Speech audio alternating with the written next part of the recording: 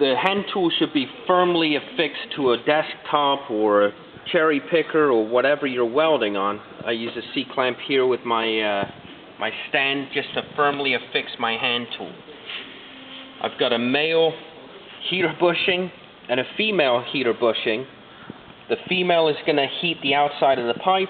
The male bushing is going to heat the inside of the fitting. Before you turn on the unit, affix these bushings with a fixing screw in the center. My thermostat is set by a flathead screwdriver on this dial. The temperature for polypropylene or PVDF is going to be 260 to 270 degrees C. You have a power source light on the machine. You also have a thermostat light. Once this thermostat light goes out, it's up to temperature. It will cycle on and off as the temperature is governed up and down. Right now we can see that our heating tool is up to temperature. The light went out.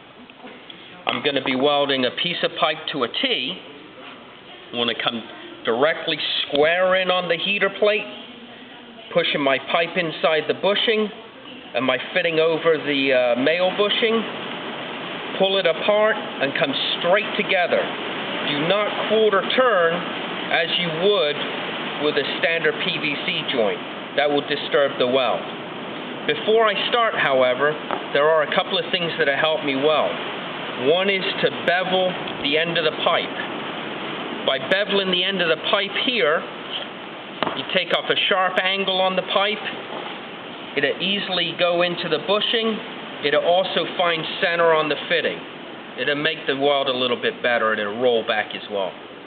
The other thing that I'm going to do is mark my depth on the pipe to the abutment inside the fitting. That will allow me to have a visual so I don't over-insert the pipe in the heater bushing. Just take the fitting and measure to the step inside the fitting and make a line right on your pipe to that depth. What you can also do on your fitting is mark an alignment on your fitting with the center line of the pipe.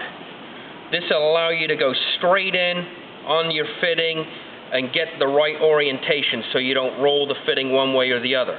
Once these two pieces are together, you will not be able to make any real significant adjustments during the welding process. 1-inch pipe in polypropylene, the heating time is 18 seconds. After 18 seconds, I have 6 seconds to change over or pull the pieces off of the heating mandrel and put them back together and hold them for another 15 seconds. After that 15 seconds, the weld is complete. You can move on to your other weld. The pipe should be cut square with a chop saw or a PVC wheel cutter, whatever's handy. I'm ready to start my weld. I'm going to usually set up my tool so my pipe is on my right hand. The pipe is going to be a little bit more difficult to push into the heater bushing than pushing the fitting over the heater bushing. So I start my pipe a couple of seconds ahead. I'm not pushing that hard, I'm letting the heat do the work.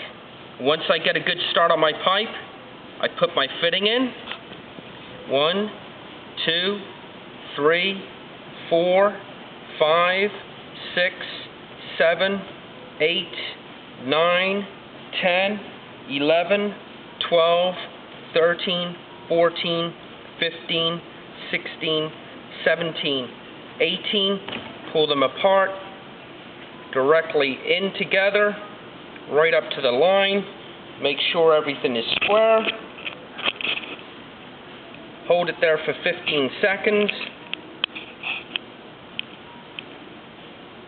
until the heater or the heated joint cools down. After 15 seconds, your joint is complete. You should see a double bead, one from the pipe, one from the fitting. They both join together and you have a complete joint.